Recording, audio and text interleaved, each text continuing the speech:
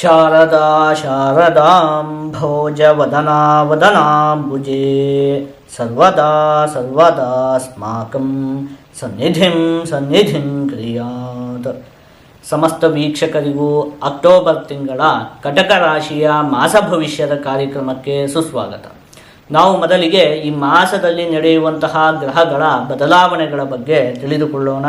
ಈ ತಿಂಗಳ 2ನೇ ತಾರೀಕಿನಂದು ಬುಧಗ್ರಹ ತುಲಾ ರಾಶಿಗೆ, 9ನೇ ತಾರೀಕಿನಂದು ಶುಕ್ರಗ್ರಹ ಕನ್ಯಾ ರಾಶಿಗೆ, 17ನೇ ತಾರೀಕಿನಂದು ರವಿಗ್ರಹ ತುಲಾ ರಾಶಿಗೆ, 18ನೇ ತಾರೀಕಿನಂದು ಗುರುಗ್ರಹ ಕಟಕ ರಾಶಿಗೆ, 24ನೇ ತಾರೀಕಿನಂದು ಬುಧಗ್ರಹ ವೃಶ್ಚಿಕ ರಾಶಿಗೆ, 27ನೇ ತಾರೀಕಿನಂದು ಕುಜಗ್ರಹ ವೃಶ್ಚಿಕ ರಾಶಿಗೆ ಪ್ರವೇಶವನ್ನು ಮಾಡ್ತಾ ಇರುವಂಥದ್ದು.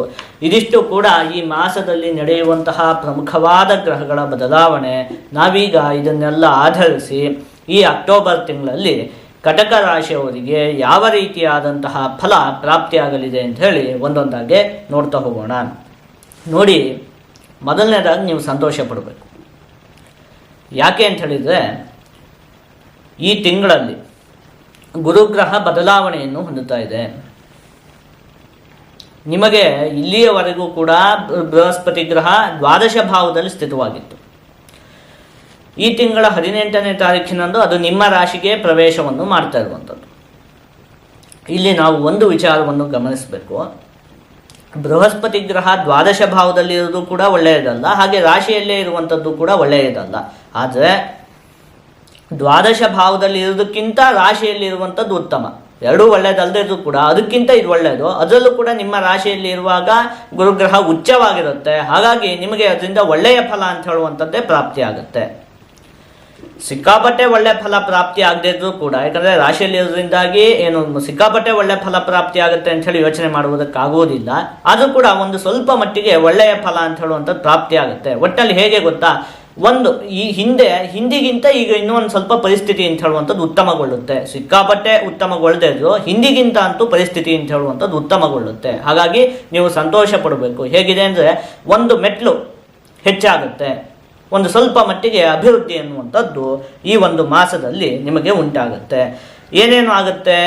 ಸಮಾಜದಲ್ಲಿ ಮುಖ್ಯವಾಗಿ ನಿಮಗೆ ಗೌರವ ಅಂತ ಹೇಳುವಂಥದ್ದು ಪ್ರಾಪ್ತಿ ಆಗುತ್ತೆ.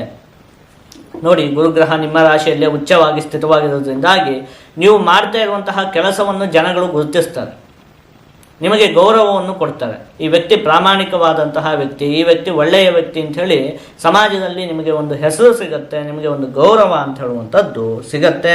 ಇನ್ನು ಉದ್ಯೋಗದ ವಿಚಾರದಲ್ಲಿ ನಿಮಗೆ ಉಂಟಾಗಿರುವಂತಹ ಸಮಸ್ಯೆಗಳು ಕೂಡ ಬಗೆಹರಿಯುತ್ತೆ. ಅನೇಕ ದಿನಗಳಿಂದ ಉದ್ಯೋಗದ ವಿಚಾರದಲ್ಲಿ ಅನೇಕ ಸಮಸ್ಯೆಗಳು ಉಂಟಾಗ್ತಿದೆಯಲ್ಲ, ಅದೆಲ್ಲ ನೋಡಿ ಈ ಅಕ್ಟೋಬರ್ 18ರಿಂದ ಹಿಡಿದು ಡಿಸೆಂಬರ್ 5 ಒಳಗಡೆ ಆ ರೀತಿಯಾದಂತಹ ಸಮಸ್ಯೆಗಳೆಲ್ಲ ಬಗೆಹರಿಯುವುದಕ್ಕೆ ಅತ್ಯಂತವಾಗಿ ಅವಕಾಶ ಅಂತ ಹೇಳುವಂಥದ್ದಿದೆ. ಇನ್ನು ಬರಬೇಕಾಗಿರುವಂತಹ ಹಣ ಕೂಡ ಕೈ ಸೇರುತ್ತೆ.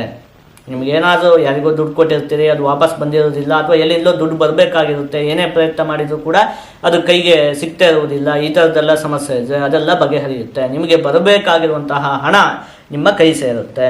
ಇನ್ನು ಕುಜಗ್ರಹ ನಿಮಗೆ ತೃತೀಯ ಭಾವದಲ್ಲಿ ಸ್ಥಿತವಾಗಿರುವಂಥದ್ದು.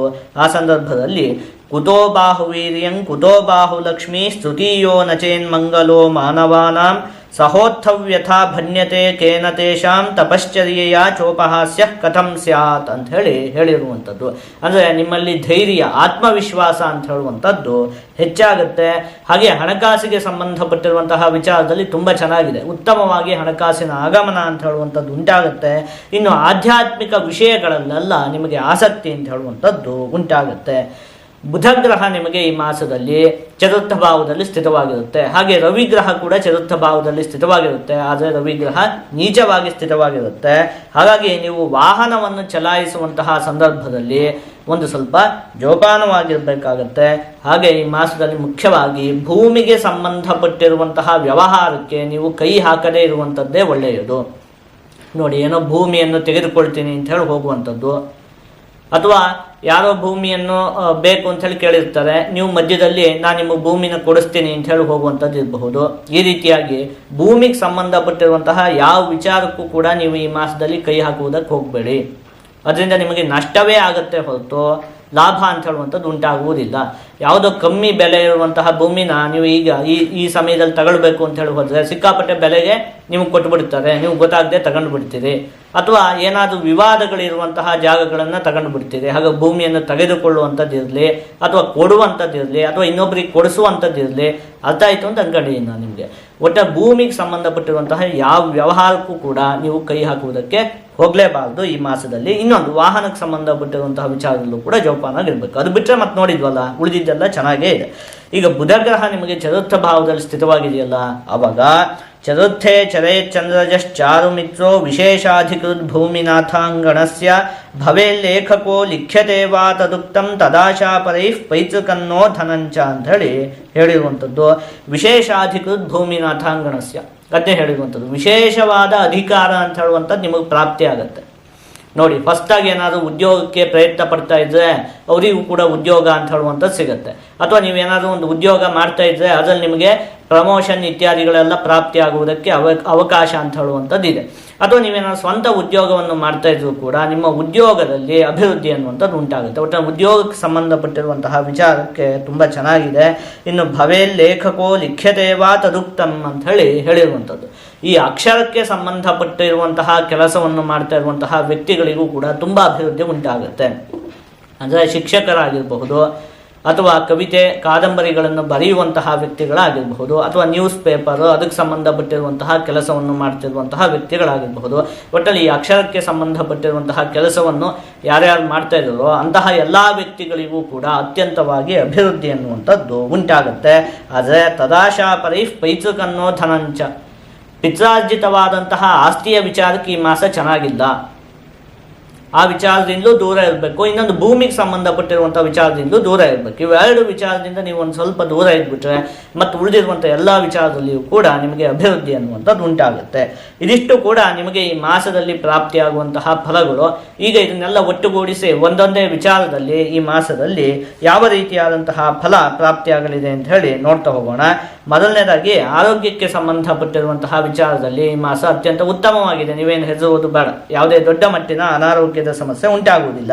ಹಾಗೆ ಕುಟುಂಬಕ್ಕೆ ಸಂಬಂಧಪಟ್ಟಿರುವಂತಹ ವಿಚಾರಕ್ಕೂ ಕೂಡ ಈ ಮಾಸ ಉತ್ತಮವಾಗಿದೆ. ವಿದ್ಯಾರ್ಥಿಗಳಿಗೂ ಕೂಡ ಅತ್ಯಂತ ಉತ್ತಮವಾಗಿದೆ.